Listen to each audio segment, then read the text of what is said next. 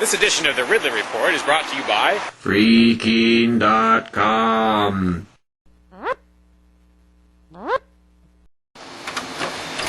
Decades overdue, it's finally starting.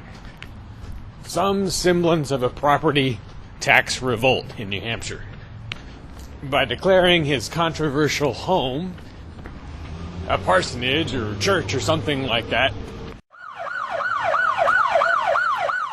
keen radio host Ian Freeman has probably triggered the 3-year countdown to having the home taken. Now, when I say home, there are really different words that I could use for this spot. I could call it the Keene Activity Center, which is sort of part of the, duplex that makes up Ian's property.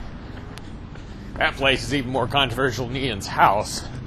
Although, I'm really not sure what all the definitions are here and what all the geographic significance of each part of the property is. And I'm not sure if the Keene Activity Center is part of that, if it's just Ian's house. But anyway, the important thing is there's a property there that's basically going into revolt status.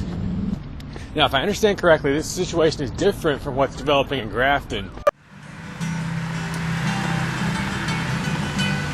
where Free Stater John Cannell owns a church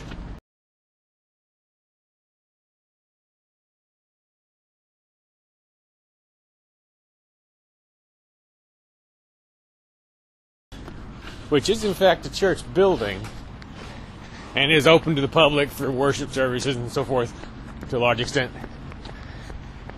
I'm assuming he, kind of went through the normal paces that you go through in terms of paperwork and so forth. I'm not really referring to that as an attempted revolt. Who is the guy in the hat? The man right there stole my phone. What Ian and company are doing, I got the impression from listening to Free Talk Live that they're not even going through the motions of trying to get government approval to be a church or be treated as a church. Anyway, so whichever of